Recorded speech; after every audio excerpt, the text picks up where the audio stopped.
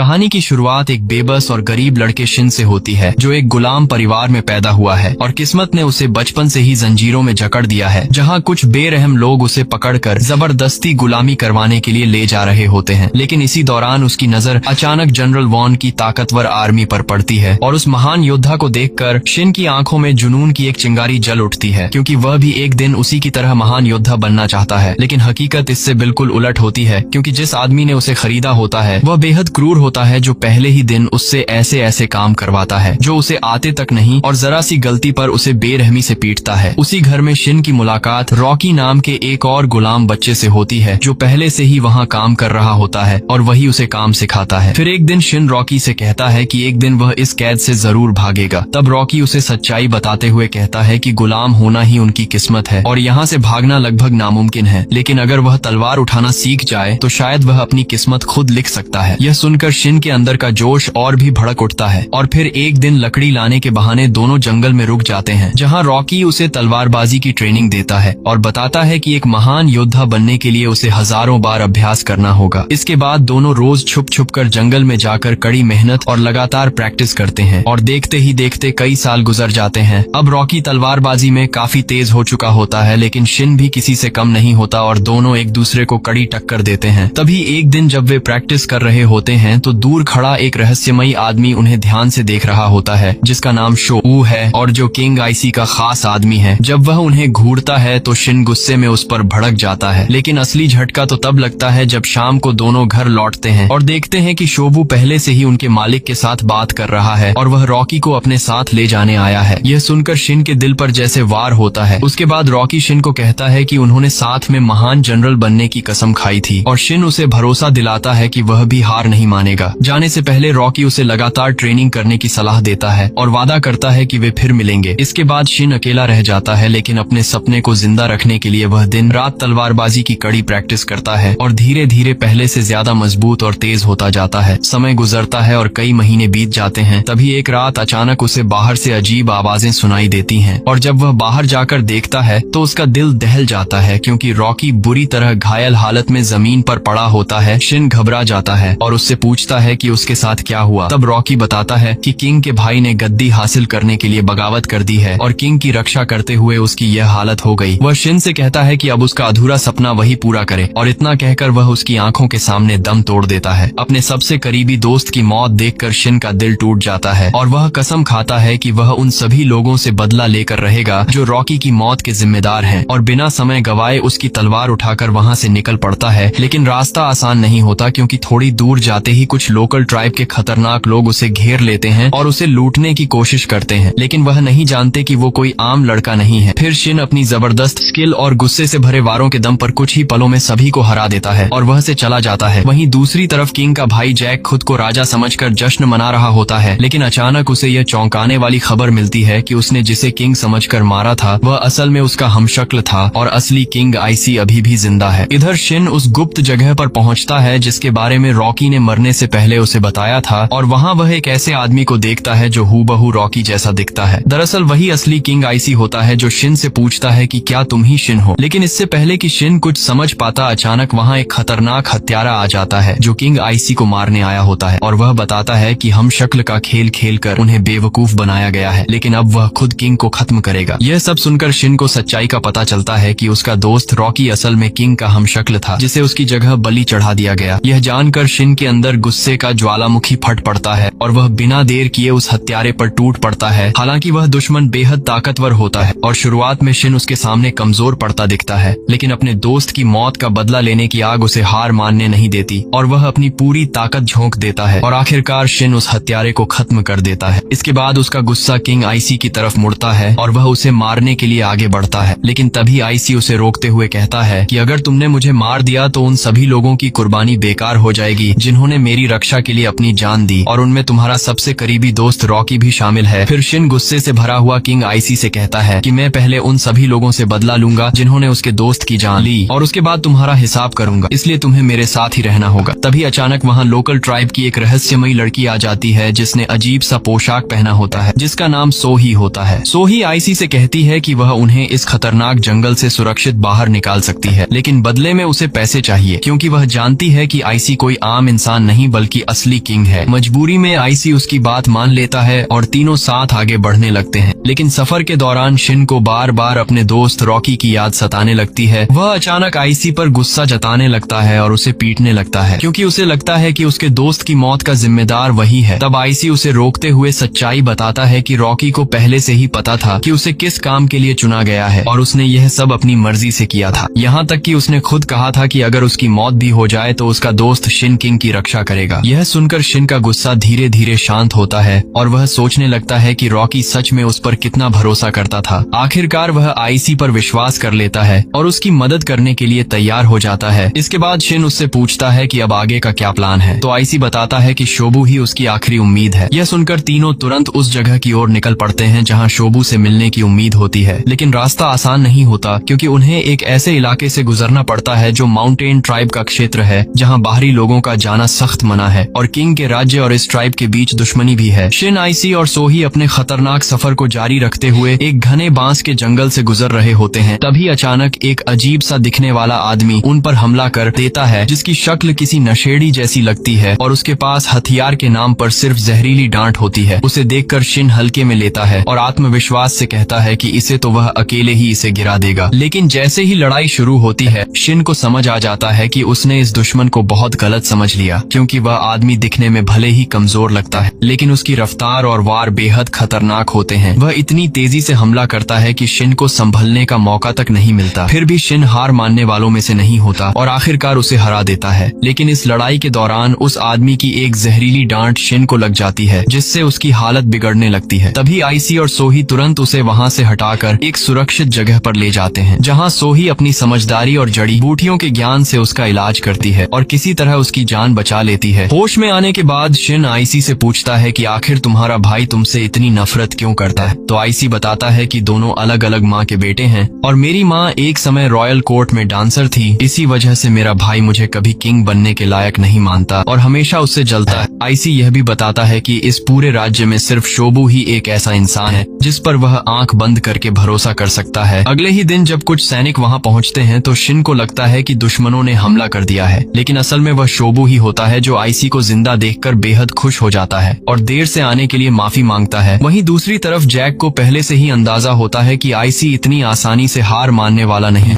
इसलिए वह पहले ही अपनी ताकत बढ़ाने के लिए हजारों सैनिकों की सेना तैयार कर चुका होता है। जैक अपनी क्रूरता और सत्ता को साबित करने के लिए एक गैर शाही खून वाले सैनिक को सबके सामने अपने खतरनाक राक्षस से मरवा देता है, ताकि पूरे राज्य में यह डर फैल जाए कि सिर्फ शाही खून वाला ही किंग बनने का हकदार है। वहीं दूसरी तरफ शिन, जो अब पूरी तरह से ठीक हो चुका था और आईसी से कहता है कि अब जब शोबू भी उनके साथ है तो उन्हें तुरंत हमला करके उसका राज्य वापस दिलाना चाहिए। लेकिन शोबू उसे समझाता है कि हालात इतने आसान नहीं है, क्योंकि जैक पहले ही पूरे राज्य में अपने सैनिक फैला चुका होगा और उनकी छोटी सी टीम उस विशाल सेना के सामने कुछ भी नहीं है। तभी शोबू को अचानक एक उम्मीद की किरण याद आती है और वह बताता है कि माउंटेन ट्राइब उनकी मदद कर सकती है। हालांकि आईसी इस बात पर हिचकिचाता है, क्योंकि उनके पूर्वजों और माउंटेन ट्राइब के बीच पुराने समय से दुश्मनी चली आ रही है और वे हमें भरोसे लायक नहीं मानते। लेकिन मजबूरी में उनके पास और कोई रास्ता नहीं बचता, इसलिए वे सभी सोही के साथ पहाड़ों की तरफ निकल पड़ते हैं और कठिन रास्तों से गुजरते हुए ऊपर चढ़ने लगते हैं। तभी अचानक माउंटेन ट्राइब के खतरनाक योद्धा उन्हें घेर लेते हैं और उनकी शक्ल, सूरत और तेवर इतने डरावने होते हैं कि कोई भी कांप जाए। वे उन्हें चेतावनी देते हैं कि अगर अपनी जान बचानी है तो तुरंत यहाँ से चले जाओ। लेकिन सोही उनकी भाषा में बात करके बताती है कि किंग आईसी तुम्हारे चीफ से मिलना चाहते हैं। ये सुनते ही ट्राइब के लोग और भड़क जाते हैं और बिना कुछ सुने ही सबको पकड़कर अपने साथ ले जाते हैं, यह कहते हुए कि अब उनका फैसला सिर्फ उनका चीफ ही करेगा। इसके बाद वे उन्हें पहाड़ों के बीच बसे अपने रहस्यमयी और शक्तिशाली साम्राज्य में ले जाते हैं, जिसे देखकर शिन और बाकी लोग हैरान रह जाते हैं। वहाँ ट्राइब का चीफ आईसी को उनके इतिहास की कड़वी सच्चाई याद दिलाता है कि कैसे उनके पूर्वजों और किंग के पूर्वजों के बीच एक समझौता हुआ था साथ रहने का, लेकिन बाद में किंग के लोगों ने धोखा दिया, जिससे उनके हजारों लोग मारे गए। यह सुनकर आईसी बिना किसी घमंड के सिर झुका लेता है और कहता है कि उसे इस बात का पूरा एहसास है और वह अपने पूर्वजों की गलती के लिए दिल से माफी मांगता है और भारी दिल से ट्राइब के चीफ से कहता है कि जो कुछ भी अतीत में हुआ वह उसे बदल नहीं सकता, लेकिन वह दिल से चाहता है कि अब सब मिलकर शांति से रहें और अपने पूर्वजों की गलतियों को सुधारे। बस इसके लिए उसे अपना राज्य राज्य वापस लेने में उनकी मदद चाहिए। यह सुनते ही वहाँ मौजूद माउंटेन ट्राइब के लोग गुस्से में चिल्लाने लगते हैं और उसे झूठा और धोखेबाज कहने हैं। लेकिन काफी देर सोचने के बाद जब ट्राइब का चीफ अपना मास्क हटाता है तो सब हैरान रह जाते हैं, क्योंकि उसके पीछे एक लड़की होती है। फिर वह अपने लोगों को आदेश देती है कि सभी को इकट्ठा करो और युद्ध की तैयारी शुरू करो, जिसका मतलब साफ होता है कि अब वह आईसी का साथ देने वाले हैं। अब आईसी के पास भले ही छोटी लेकिन एक ताकतवर आर्मी होती है और कम संख्या में होने के बावजूद वह एक चालाक प्लान बनाता है। क्योंकि माउंटेन ट्राइब के लोग हमेशा मास्क पहनते हैं, इसलिए आईसी उसी का फायदा उठाते हुए अपनी पूरी टीम को मास्क पहनाकर महल के बाहर खड़ा कर देता है और जैक तक यह संदेश भिजवाता है कि माउंटेन ट्राइब शांति से समझौता करना चाहते हैं। जैक, जो पहले से ही अपनी ताकत बढ़ाना चाहता है, इस मौके को अच्छा समझता है और अपने मंत्रियों को उन्हें अंदर लाने के लिए भेजता है। लेकिन जैक की तरफ से शर्त रखी जाती है कि उनके चीफ के साथ सिर्फ 50 लोग ही अंदर जाएंगे और बाकी बाहर इंतजार करेंगे। महल के गेट पर पहुंचने के बाद सैनिक उनसे हथियार बाहर रखने को कहते हैं, लेकिन चीफ पुराने धोखे की याद दिलाकर साफ मना कर देता है और मंत्रियों को लगता है कि इतने कम लोग उनका कुछ नहीं बिगाड़ पाएंगे, इसलिए वे उन्हें हथियारों के साथ अंदर आने की इजाजत दे देते हैं। जैसे ही महल का विशाल दरवाजा खुलता है, आईसी बिना एक पल गंवाए अपनी पूरी सेना के साथ हमला शुरू कर देता है, क्योंकि उसका साफ मकसद होता है कि किसी भी तरह सीधे जैक तक पहुंचा जाए, क्योंकि जैसे ही जैक काबू में आएगा उसकी पूरी सेना अपने आप बिखर जाएगी। इसके बाद वे लोग अलग अलग ग्रुप में बंटकर तेजी से महल के अंदर घुसते हैं, जहां एक ग्रुप को शिन लीड कर रहा होता है और दूसरे को खुद आईसी। लेकिन जैसे ही आईसी अंदर पहुंचता है, वहां पहले से तैयार खड़ी जैक की भारी सेना उसे घेर लेती है और तभी ऊपर से खड़े सैनिक उन पर तीरों की बारिश शुरू कर देते हैं, जिससे माउंटेन ट्राइब के कई लोग गिर जाते हैं। यह देखकर शोबू घबरा जाता है और कहता है कि हमें पीछे हटना चाहिए, क्योंकि इस तरह लड़ना नामुमकिन है। लेकिन ट्राइब का चीफ अपने प्लान के तहत सही मौके का इंतजार करती है। जैसे ही दुश्मनों का ध्यान थोड़ा भटकता है, जमीन पर गिरे हुए सभी ट्राइब के योद्धा अचानक उठ खड़े होते हैं और दुश्मनों पर टूट पड़ते हैं। दरअसल उनकी ताकत और सहन शक्ति इतनी जबरदस्त होती है कि तीर भी उनका कुछ खास नुकसान नहीं कर पाते और कुछ ही समय में वे वहां मौजूद सभी सैनिकों को खत्म कर देते हैं। दूसरी तरफ शिन एक गुप्त रास्ते से जैक तक पहुंचने की कोशिश कर रहा होता है, लेकिन रास्ते में ही उसका सामना जनरल साजी से होता है, जो पहले से ही वहां उसका इंतजार कर रहा होता है। साजी की ताकत इतनी खतरनाक होती है कि वह अकेले ही पूरी सेना को खत्म कर सकता है, लेकिन उसका असली निशाना सिर्फ आईसी होता है। इसलिए जब उसे आईसी वहां नहीं दिखता तो वह वहां से चला जाता है। इस मौके का फायदा उठाकर शिन और उसकी टीम तेजी से आगे बढ़ती है और जैक की सेना पर भारी पड़ने लगती है। वहीं दूसरी तरफ जैक महल के अंदर बैठा इस बात से खुश हो रहा होता है कि उसका भाई खुद उसकी मौत के जाल में फंसकर यहाँ तक आ चुका है। लेकिन जैक के पास एक भयानक और विशाल दानव होता है, जो जैसे ही मैदान में उतरता है, पहली बार शिन के चेहरे पर डर साफ दिखाई देता है, क्योंकि वह दानव अपनी ताकत से योद्धाओं को उठाकर पटक पटक कर खत्म करता जा रहा होता है। लेकिन शिन अपने डर पर काबू पाकर पूरी हिम्मत जुटाता है और सही मौके पर वार करके उस दानव को जमीन पर गिरा देता है और अपनी पूरी ताकत से उसका अंत कर देता है। इसके बाद शिन बिना समय गंवाए सीधे जैक के कमरे की तरफ बढ़ता है, लेकिन वहां पहुंचकर भी जैक के चेहरे पर जरा सा भी डर नहीं होता, क्योंकि उसके साथ खड़ा होता है उसका सबसे ताकतवर जनरल साजी, जिसकी ताकत और खौफ का अंदाजा हर किसी को होता है। यहाँ तक कि माउंटेन ट्राइब के सबसे बहादुर योद्धा भी उसके सामने टिक नहीं पाते और साजी अकेले ही सबको पछाड़ देता है। दूसरी तरफ आईसी और उसकी सेना लगातार लड़ते लड़ते थक चुकी होती है, क्योंकि दुश्मनों की संख्या बहुत ज्यादा होती है। लेकिन सैनिक अपने किंग को इतनी बहादुरी से लड़ते देखकर उनके अंदर फिर से जोश भर जाता है और वे दोबारा पूरी ताकत से दुश्मनों पर टूट पड़ते हैं। वहीं साजी शिन को बुरी तरह से पीट रहा होता है और उसे एक कमजोर इंसान की तरह जमीन पर गिरा देता है। वह एक एक करके सभी को बेहोश कर देता है और आखिर में मैदान में सिर्फ शिन और सोही ही बचे होते हैं। शिन की हालत इतनी खराब हो जाती है कि वह हिल भी नहीं पा रहा होता और तभी उसके अंदर कहीं गहराई में उसके दोस्त रॉकी की याद जागती है और उसका सपना और उसका वादा उसे फिर से खड़ा होने की ताकत देता है। उसी पल जब साजी उसे खत्म करने के लिए आगे बढ़ता है, शिन अचानक उठ खड़ा होता है और पूरी ताकत के साथ फिर से उससे भिड़ जाता है और पहली बार साजी के शरीर से खून निकलता है, जिससे वह भी हैरान रह जाता है। और आखिरकार शिन वही खास मूव इस्तेमाल करता है जिसे वह बचपन से हजारों बार प्रैक्टिस करता आया था और शिन अपनी पूरी ताकत को एक ही वार में उतार देता है और उसकी तलवार साजी की तलवार को चीरते हुए सीधे उसके सीने में जा धंसती है, जिससे साजी वहीं ढेर हो जाता है। साजी जैसे अजय योद्धा के मरते ही जैक के पास अब सरेंडर करने के अलावा कोई रास्ता नहीं बचता और यह देखकर उसके साथ खड़े मंत्री और सैनिक डर के मारे उसे अकेला छोड़कर भागने लगते हैं। तभी उनमें से एक भागते हुए सोही पर हमला करता है और उसे चाकू मार देता है, लेकिन शिन हैरानी होता है कि सोही बच गई, क्योंकि उसके अजीब से कपड़ों के नीचे छिपा आर्मर उसकी जान बचा लेता है। इसके बाद शिन जैक को पकड़कर बाहर ले आता है और सभी सैनिकों के सामने जोर से ऐलान करता है, खुद को किंग कहने वाला नेता अब हमारे कब्जे में है, इसलिए सब अपने हथियार डाल दें। यह सुनते ही जैक की सेना का हौसला टूट जाता है और कोई भी उसका आदेश मानने को तैयार नहीं होता। अपने ही सैनिकों को खुद के खिलाफ जाता देख जैक गुस्से में पागल हो जाता है और आखिरी कोशिश में आईसी पर हमला कर देता है, लेकिन आईसी उसे आसानी से काबू में कर लेता है और उसे सजा देता है, पर उसकी जान नहीं लेता। तभी वहाँ एक जिद्दी योद्धा आता है जो अभी भी आईसी को अपना किंग मानने से इनकार करता है और लड़ने के लिए आगे बढ़ता है। लेकिन उसी वक्त मैदान में एक ऐसी एंट्री होती है जिसे देखकर सबकी सांसें थम जाती हैं। धरती का महान और अजेय जनरल वॉर्न अपनी विशाल सेना के साथ वहां पहुंच चुका होता है। उसकी ताकत और रुतबा देखकर दोनों तरफ के सैनिक अपने अपने हथियार नीचे डाल देते हैं। आईसी उससे सवाल करता है कि वह उनके आपसी युद्ध में क्यों दखल दे रहा है, तो वॉर्न प्रभावशाली अंदाज में कहता है कि यह मूर्खता की लड़ाई है, जहां लोग अपने ही लोगों से लड़ रहे हैं, न कि किसी असली दुश्मन से। फिर वह आईसी से पूछता है कि तुम कैसा राजा बनना चाहते हो और उसे सोच समझकर जवाब देने को कहता है। तब आईसी पूरे आत्मविश्वास के साथ जवाब देता है कि वह एक ऐसा राज्य बनाना चाहता है जहां कोई भेदभाव ना हो और सभी लोग मिलजुल कर शांति से रहें। यह जवाब सुनकर वॉर्न प्रभावित हो जाता है और वहीं इस युद्ध को खत्म करने का ऐलान कर देता है। लेकिन तभी एक आखिरी जिद्दी योद्धा आईसी पर हमला करने की कोशिश करता है और वॉर्न उसे पल भर में उसकी औकात दिखा देता है, जिससे सभी लोग उसकी ताकत के सामने सिर झुका देते हैं। इसके बाद जब वॉर्न वहां से जाने लगता है तो शिन उसे आवाज देकर कहता है कि मेरा नाम शिन है